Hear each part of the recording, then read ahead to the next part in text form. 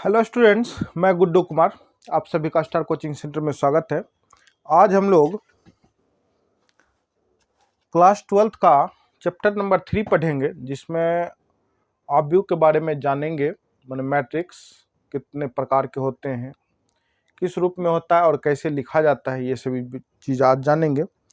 और यदि टाइम बचा तो हम लोग उदाहरण भी कुछ करेंगे, और नहीं तो खैर आज सिर्फ लेक्चर चलेगा। यानी कि जो भी इसके बारे में डिटेल होगा वो सब चीज़ आज की क्लास में हम लोग जानेंगे। ठीक है, चलिए आइए आज का क्लास स्टार्ट करते हैं। आप लोग अगर चैनल पर नए हैं तो चैनल को सब्सक्राइब कर लीजिए, बेल आइकन को ऑन कर लीजिए, ताकि इस चैनल पे जितने भी वीडियो अपलोड किया जाए उसके नोटिफिकेशन आप तक पहुंचते रहे। और पुराने स्टूडेंट जो भी हैं चैनल को शेयर क्या कीजिए, ताकि और भी बच्चे इस चैनल के माध्यम से जुड़ सके। और आगे आज का क्लास में हम लोग क्लास 12th का एक्सरसाइज नंबर 3 में मैट्रिक्स पढ़ने वाले हैं। तो आइए आज हम लोग जानते हैं मैट्रिक्स सबसे पहले होता क्या है। इसका परिभाषा के रूप में सबसे पहले जानिए। सिंपल साधारण बोलचाल के भाषा में ही बताएंगे, कोई ज़्यादा लिखित नहीं है। सबसे पहले हम लोग जाने कि मैट्रिक्स है क्या। ठीक है, चलिए देखिए जानते हैं मैट्रिक्स क्या है।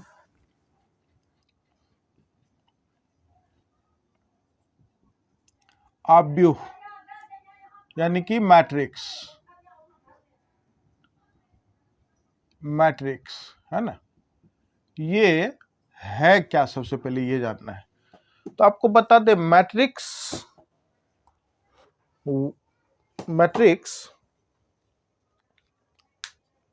नंबर या फिर कोई वर्ड या फिर कहिए फंक्शन को हम पंक्ति या स्तंभ के रूप में अगर सजा के लिख दें और उस पे दोनों साइड से बड़ी ब्रैकेट लगा दें, यानी कभी हम बताएंगे बोर्ड पे आपको, सिर्फ अभी बोल के बता रहे कि किस तरह से होता है, तो वह क्या कहलाता है, ऑब्यू कहलाता है। तो आप लोग को दिखाते हैं कि कैसे आप लोग जानिएगा कि यह मैट्रिक्स है यानी कि यह ऑब्यू है। जैसे कि मान लीजिए आपको दिया गया कोई संख्या दिया गया है, जैसे कि ये मानिए 1 2 3 4 5 6 7 8 9, ये आपको संख्या दिया गया, दे दिया गया। अब इस लाइन में जो ऐसे करके लिखा गया, आपको दिख रहा है ऐसे करके क्या क्या लिखा गया, 1 4 7 लिखा गया है कि नहीं लिखा गया है, ये लिखा गया। फिर ऐसे करके इस लाइन में भी आपको दिख रहा होगा, ऐसे कर लिखा गया, क्या लिखा गया, 2 5 8 लिखा गया। फिर आपको ऐसे दिख रहा होगा, ऐसे लिखा गया। तो इसको हम लोग क्या कहते हैं, पंक्ति कहते हैं। क्या कहते हैं, पंक्ति। ठीक है, पंक्ति यानी इसका इंग्लिश होता है राव। क्या होता है, राव।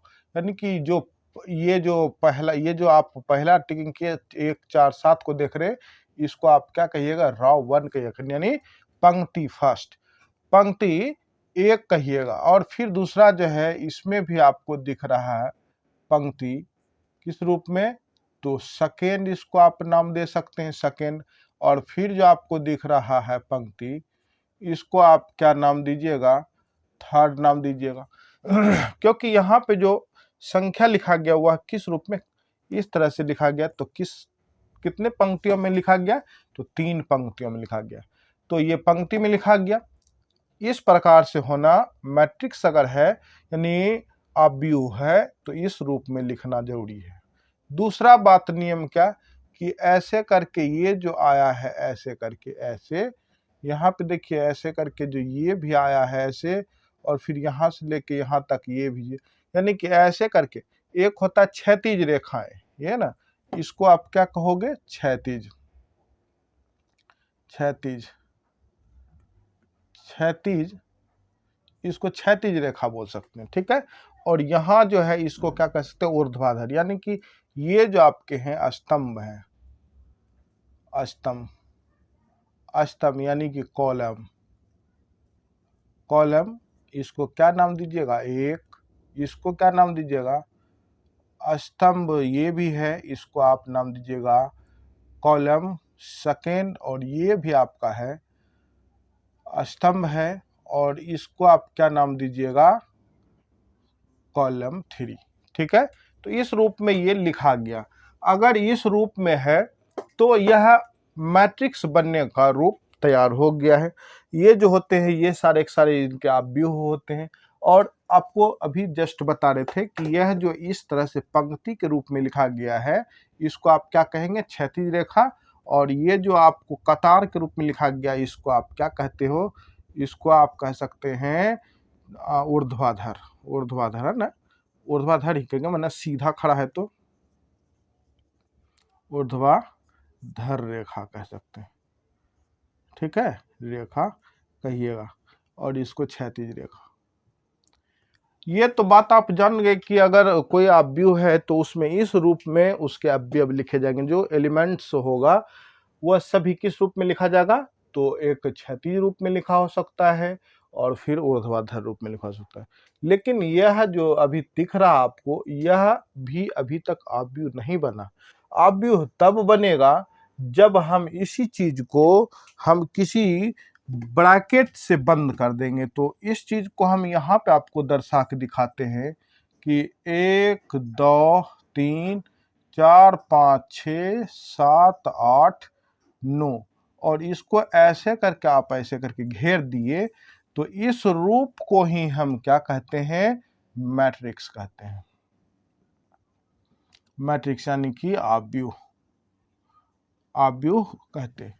ठीक है, बात तो समझ में आ गया होगा कि मैट्रिक्स कैसा होता है भाई। मैट्रिक्स इसी को कहते हैं अगर कोई भी एलिमेंट्स यानी कि कोई भी अवयव, जितने भी अवयव है, वह कतार के रूप में लिखा रहे या पंक्ति के रूप में लिखा रहे, बस सिर्फ उस पे बड़ी ब्रैकेट, जैसे ये ब्रैकेट जो एक कवर है, कवर कवर नहीं कहिए, इसको कोष्ठक बोलते हैं ना, तो ये बड़ी कोष्ठक जो है इस तरह से आप बंद कर दिया जाए तो इसको हम क्या कहेंगे, मैट्रिक्स कहेंगे। क्लियर है, अवयव कहेंगे। ठीक है, अब एक बात जानने की जरूरी है, कोई तो दिक्कत नहीं है यहाँ तक में, कोई दिक्कत नहीं ना? जी हाँ, अगर बाद में अगर आप लोग को दिक्कत हो तो आप लोग बताइएगा, कि कमेंट्स करिएगा कि कहाँ पे दिक्कत आ रही है। और यदि आप लोग समझ रहे हैं और अच्छा लग रहा हो वीडियो, तो आप लोग एक लाइक करके बहुत प्यारा सा स्वीट सा एक कमेंट्स कर दीजिएगा। बस हम भी खुश, आप तो खुश ही खुश। क्या क्लियर है, समझ में आ गया, कोई दिक्कत नहीं है यहाँ तक में? चलिए अब आगे चलते हैं हम लोग। अगर इस बात को हम जान गए कि मैट्रिक्स इसी को कहते हैं, तो ये लिखा किस किस रूप में जा सकता है। यह जो है मैट्रिक्स यानी कि अवयव, अवयव संख्या कोमा अक्षर यानी कि अक्षर यानी लेटर, या फलन यानी कि फंक्शन, फलन के रूप में लिखा हो सकता है, लिखा हो सकता है। ठीक है, किस रूप में, तो अवयव जो है संख्या, अक्षर या फलन के रूप में लिखा हो सकता है। क्या कोई दिक्कत नहीं है? अगर हम इसका चिन्ह का बात करें, चिन्ह का, तो यह जो चिन्ह होता है, यह अवयव,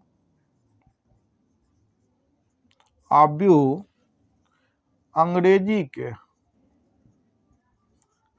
अंग्रेजी के बड़ी अक्षर से,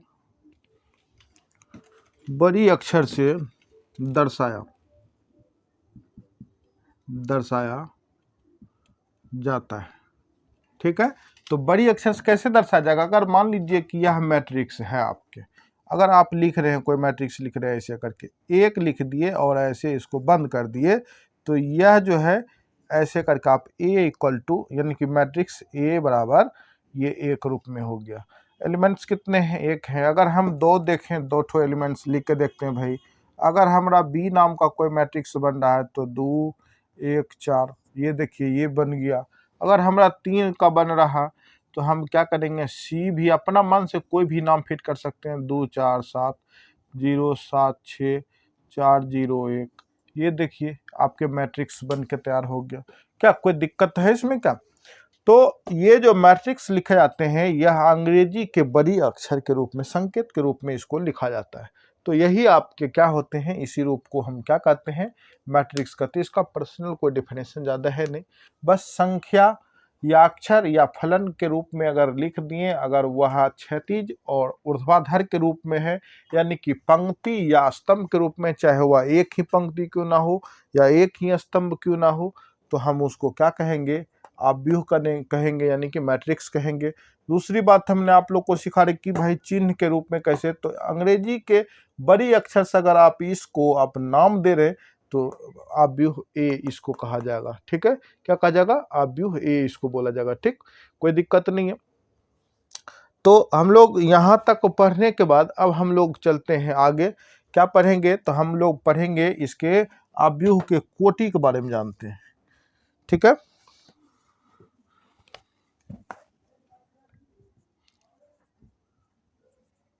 आव्यूह की कोटि यानी ये हो जाएगा ऑर्डर ऑफ ए मैट्रिक्स, है ना, ऑर्डर ऑफ ए मैट्रिक्स।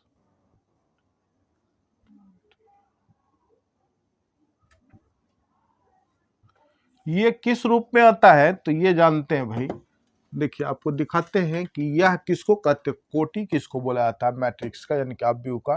तो मान लीजिए कि ए नाम का आपको कोई एक मैट्रिक्स है, 2 4 0 5 6 7, ये इस रूप में आपको दिया गया है। ठीक है, अगर हम बात करें इसमें, ये हो गया R1, ये हो गया R2, ये हो गया R3, यानी कि 3 रो है।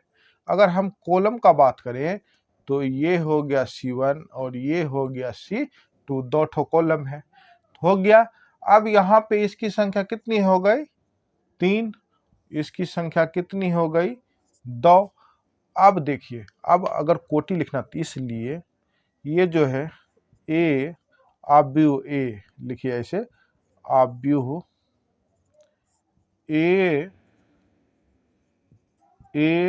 की कोटि बराबर क्या हो जाएगा, रो की संख्या कितनी है, यानी कि R गुना C बराबर कितना, 3 गुना 4। यानी ये जो कोटि हो गया इसका किस रूप में हो गया, 3 गुना 4 के रूप में हो, यही इसको क्या कहते हैं, कोटि कहते हैं। अब देखिए दूसरा, देखिए एक उदाहरण और देखते हैं। जैसे कि मेरे पास में एक और आपको दिखाते हैं, जैसे कि यहाँ पे मेरा ये एक है 2 4 8, इस रूप में एक मैट्रिक्स लिखा गया, इसका नाम हम बी दे देते हैं।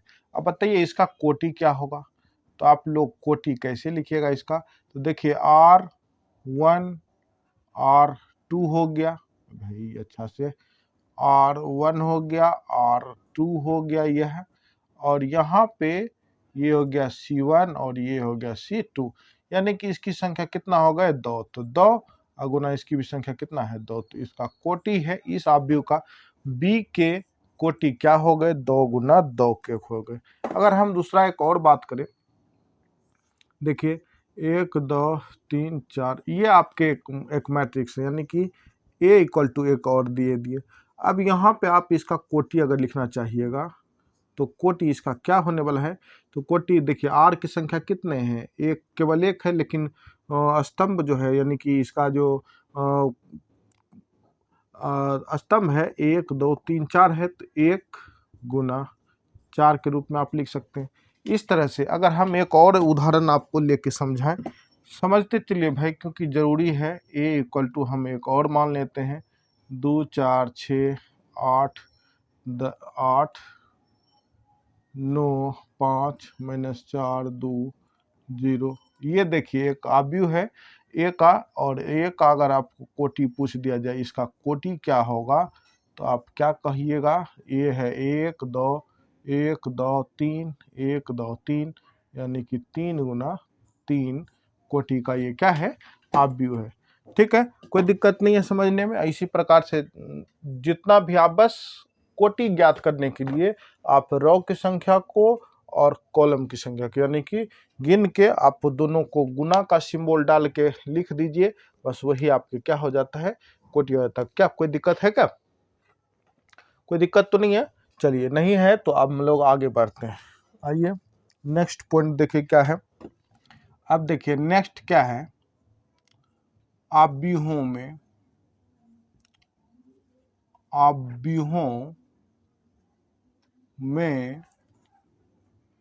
अवयव, आव्यूह में अवयवों की संख्या। ठीक है, तो इसका हो जाएगा नंबर ऑफ एलिमेंट्स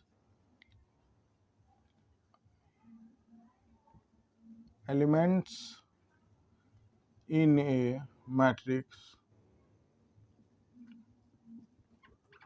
ठीक है, तो ये देखिए क्या होता है, अगर कोई आव्यूह में आपको कह दिया जाए कि अवयव कितना है, तो आप क्या करिएगा, काउंटिंग करना स्टार्ट कर दीजिएगा। आप बड़ी से बड़ी रहे तो फिर आप काउंटिंग कैसे कर, तुरंत करना पड़ेगा। तो इसके लिए कहे जो नियम है, आव्यूह के चूंकि ऑब्जेक्टिव क्वेश्चन ऐसे पूछते हैं, तो आपको देखिए दिखाते हैं। यहाँ पे है 2 4 6, 2 4 5, 4 2 1, 7 4 2, ऐसे करके ये है एक ए नाम का मैट्रिक्स है। ठीक है, अब देखिए इसमें रॉ की संख्या कितने हैं, इसमें रॉ की संख्या 1 हो गया, 2 हो गया और ये हो गया 3। कॉलम की संख्या 1 2 2 3 एंड 4 गो हो गया। अब हमको कहा कि इसका क्या करने के लिए, आव्यूहों की संख्या, आव्यूहों में अवयवों की संख्या कितनी, तो सबसे पहले इसका कोटि ज्ञात करिए। तो अगर ए का हम कोटि ज्ञात करें तो कोटि एक कितना, 1 2 3, तो 3 गुना 1 2 3 4, तो 4। अब इस दोनों का गुणनफल जो निकलेगा तो क्या हो जाएगा, ये 12 हो गया, तो 12। अतः यह जो हो गया 12, यही आपका क्या है, अवयव है। क्या है, एलिमेंट्स है। यानी कि कह सकते हैं आव्यूह ए में अवयवों की संख्या बराबर कितना हो गया, 12 हो गया। क्लियर है? तो इसी तरह से आप क्या करते हैं, कोटि का जो वैल्यू होता है उसको पूरा तरह से कोटि लिखने के लिए आप बस गुना का सिंबल डाल देते हैं, और संख्या निकालने के लिए, अवयवों की संख्या निकालने के इस दोनों का गुणनफल कर देते हैं। जब गुणनफल आपको प्राप्त होता है तो वही जो संख्या है वही इसका क्या कहलाता है, आव्यूहों में अवयवों की संख्या कहलाती है। कोई दिक्कत है क्या भाई? बहुत हल्का हल्का एकदम साधारण सा बताते चलते हैं। अगर आप लोग को समझ में आ रहा हो तो आप लोग एक लाइक और कमेंट्स जरूर कीजिए, समझे? इसलिए कीजिए क्योंकि आपको समझ में आ रहा है।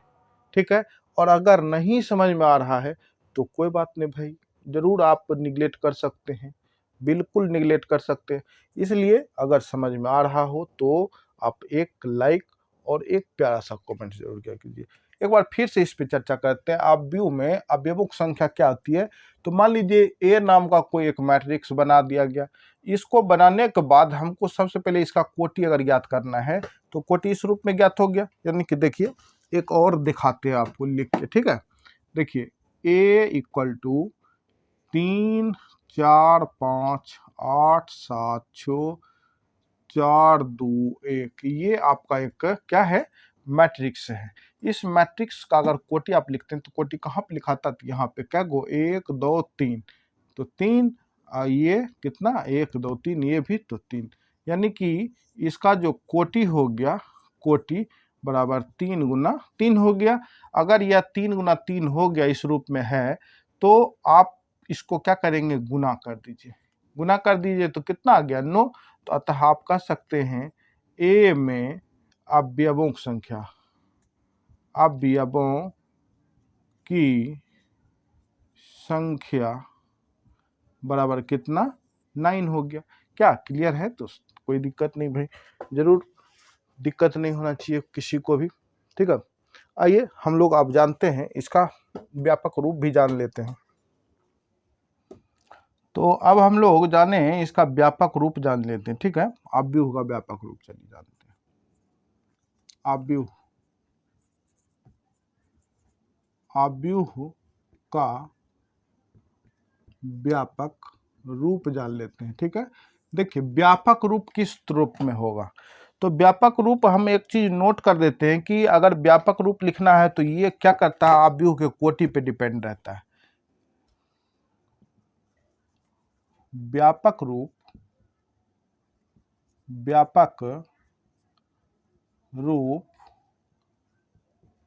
कोटि पर निर्भर होता है।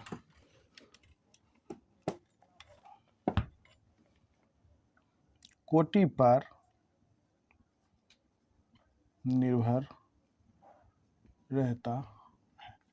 अब कहेंगे सर कोटि पे कैसे निर्भर रहता है, तो आइए दिखाते हैं आपको।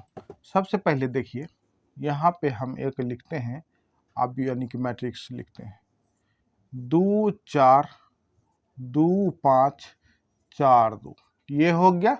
इसका अगर कोटि आप लिखिएगा तो कैसे लिखिएगा, 1 2 गुना 1 2 3, ये क्या हो गया, इसका कोटि हो गया। अच्छा कोटि हो गया। अब कोटि पे डिपेंड इसलिए करेगा क्योंकि ये विभिन्न प्रकार से, इसका कोई व्यापक रूप रियली तौर पे नहीं स्थापित किया गया, बस जहां तक जानकारी है कि इसके कोटि पे निर्भर। इसका अगर व्यापक रूप इसका अगर व्यापक रूप लिखें यानी कि कोटि 2 गुना 3 का, यहाँ पे लिखते हैं कोटि 2 गुना 3 का अगर व्यापक रूप हम लिखें तो कैसे होगा, ये मान लीजिए मैट्रिक्स लिखने के लिए 2 गो रॉ होना चाहिए, तो सबसे पहला एलिमेंट यही बनेगा, ऐसे A11 A12 A13 21 A22 A23, ये बन गया। अब देखिए रॉ 1 2 रॉ, ये हो गया R1, ये हो गया R2, ये हो गया C1, ये हो गया C2, ये हो गया C3। इसलिए कोटि बराबर कितना 2 गुना 3, और अवयवों की संख्या अवयवों की संख्या बराबर 2 गुना 3 इक्वल टू 6 हो गया कि नहीं हो गया। तो इसी को आप लोग क्या कहेंगे, व्यापक रूप कहेंगे। इसी को हम लोग क्या कह सकते हैं, व्यापक रूप कह सकते हैं। जिस प्रकार से कोटि जिस तरह से दिया जाएगा उसी प्रकार से आप इसके एलिमेंट्स को लिख सकते हैं। आगे हम लोग इस पे बहुत चीज चर्चा करेंगे, क्वेश्चन भी चूंकि हमको इस रूप में बनाने को मिलेगा, क्या कि ये चीज हमको बनाने इसलिए मिलेगा क्योंकि कभी कभी निर्माण कह देता है कि आप व्यूह का निर्माण कीजिए, तो उसमें कोई समीकरण दे देगा, उस समीकरण पे आप मान रख के उसका निर्माण करिएगा। उदाहरण में भी पढ़ेंगे और एक्सरसाइज जब स्टार्ट होगा तो उसमें भी पढ़ेंगे। क्लियर है? तो हम लोग आज बहुत चीज पढ़ भी लिए और बहुत धीरे धीरे ही पढ़ेंगे। हम कल के क्लास में पढ़ लेंगे क्या आव्यूह के कितने प्रकार होते हैं, ठीक है।